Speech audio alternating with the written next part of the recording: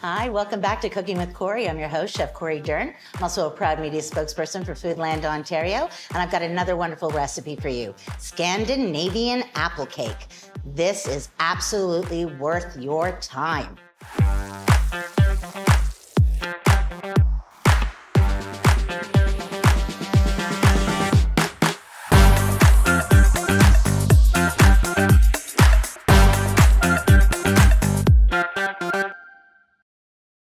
To get this recipe all together, you're going to want to do something known as a mise en place, which is when you take a look at your recipe and you get all of those ingredients ready to go so that when you start your recipe, you've got everything you need. You're not scrambling back and forth.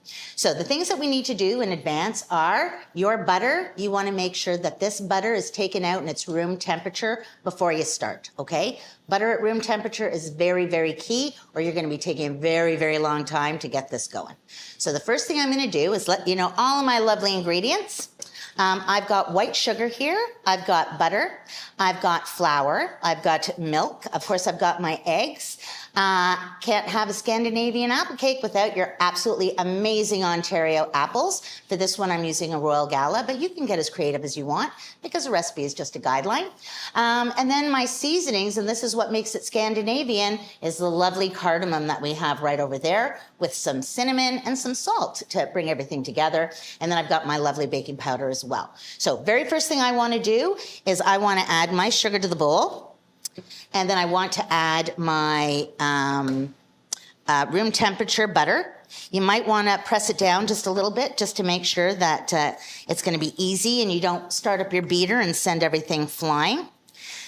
So if you just give me a minute, I'm going to start to cream this and I'll be right back. Awesome. Now this is nice and light and fluffy, the way that I want it to look. And now I'm going to get ready to start adding my other ingredients. I know that I'm always saying that a recipe is a guideline, and that is true. When it comes to baking, baking is a science.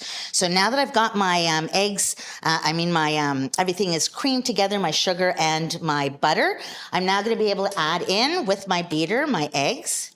So I'm going to get this going again. And I've got a couple of eggs here, Ontario fresh eggs.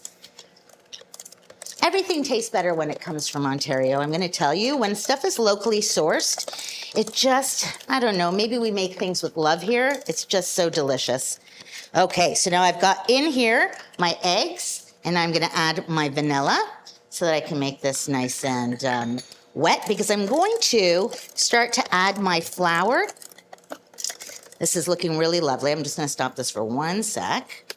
And I'm going to take my flour and I'm going to take my baking powder. I'm going to take my salt, my cardamom, my cinnamon. I'm going to put it all in here and give it a nice little mix, because slowly I'm going to start to incorporate this and the milk into this batter, alternating so that I get a lovely, lovely mixture all together. So first thing I'm going to do is start this up again.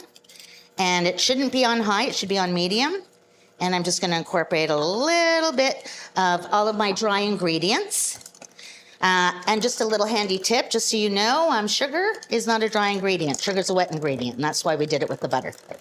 So I've got this, and I'm going to add a little bit of milk. And this will probably take you about a minute to get everything all whipped together. I'm going to encourage us to pause here for a second so that I can get this incorporated and show you our next to last step. This is looking really good, and now that I have all of my dry ingredients and wet ingredients all incorporated, I'm just going to kind of do a little beater bar trick where we get as much as we can off of it before I turn this off. And for the rest of this, I am going to manually add my beautiful chopped up Ontario apples. And I've got some walnuts here, but you can use pecans if you want. It's totally up to you. And then I'm just going to mix this all together. And now we're going to put this into our cake pan. Our oven is already preheated and ready to go. And once it is in our beautiful cake pan, which takes a few minutes, you're going to put it on your center rack. You're going to bake it until a toothpick comes out clean. Just let it naturally sit in the base. And once you're done and the toothpick is clean, you're going to have this absolutely gorgeous Scandinavian apple cake. Enjoy.